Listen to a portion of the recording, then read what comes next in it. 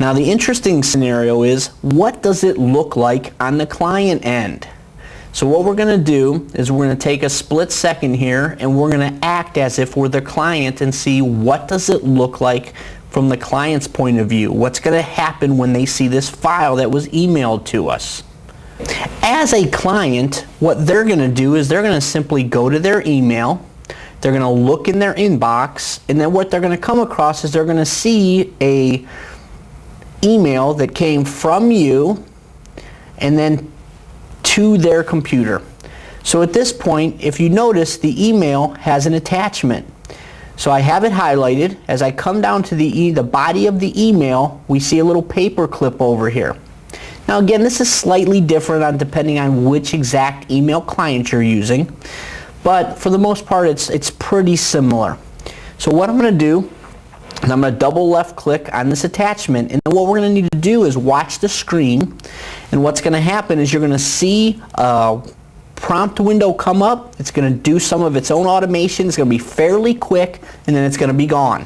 So as we go here, I double click the file, and then what it says, do you want to open this file? I say sure, let's open. Okay, it's noticing the software package within 2.5 SE or 3.4 that's going to recognize the BrainMaster format. It's called Feudals. We go ahead and hit OK. Now you notice it's performing a task, and what it's actually doing is it's opening this file. It's then automatically decompressing the file and putting it within the client's folder selections. So now notice it says the study B Z-score test already exists. Now that's because I've done it a few times. Do you want to overwrite? This is still a box to be aware of, because as you go back and forth with your client, let's say you've sent them 6 sessions. They've done those 6, they've sent them back to you, you've made a change to the protocol, you've sent them 6 more. They're going to see this same window when they get it the second time, so it's good that they're aware of it. Do you want to overwrite? You always want to overwrite, because what you're going to do is you want the latest version of the file. So I hit yes.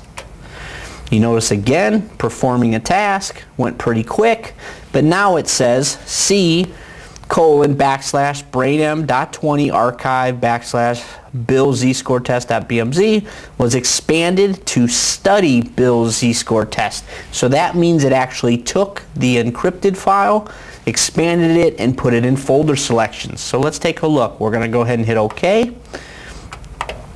We're then I'm going to minimize the email client, go back into the BrainMaster software, which is our BrainMaster 3.0 icon.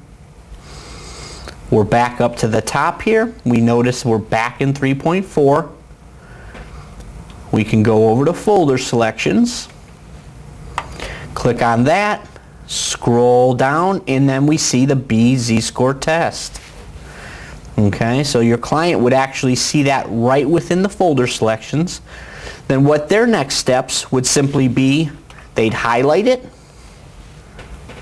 they'd scroll over to the right, they'd hit OK. It would be now in the training ID for them. So they're now pretty much ready to go. You notice that our next session number is 3 because the client already did 2 last week, for instance. Now they're on their 3rd, so they simply then go run the next session and go, which is in our upper left-hand corner, and away they would go and they'd begin training and fulfilling that prescription of protocols you've sent them. Okay. Now, what happens after they've run through either their 3 or their 6 or their 10, however many sessions that you requested them run, to send it back to you? They simply do, for the most part, the same exact procedure. So we're going to close out of the training screen. Do we want to exit? We say OK. And then what they're going to do is they're going to go to folder selections. They're going to go through their folder selection list, find Z-score test. Come over to the right, hit Session Librarian. Procedure will write the archive file. We hit OK.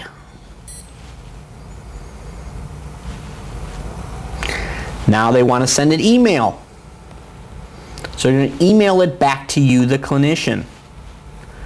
When they click on email, again, their emailer should pop up. And again, they're going to then, your email should be in here. Okay? If not, they simply type in your email address, hit send. They've just sent the folder back to you after they've ran the sessions you prescribed.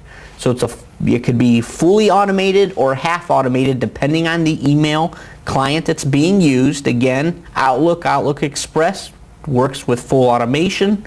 If they're using AOL, Hotmail, Gmail, Yahoo, Google, any of these other email clients, they may need to do it the manual method that we had shown you earlier. So that summarizes the actual button-by-button use of the Session Librarian that's used for remote training / home training, whatever you want to call that.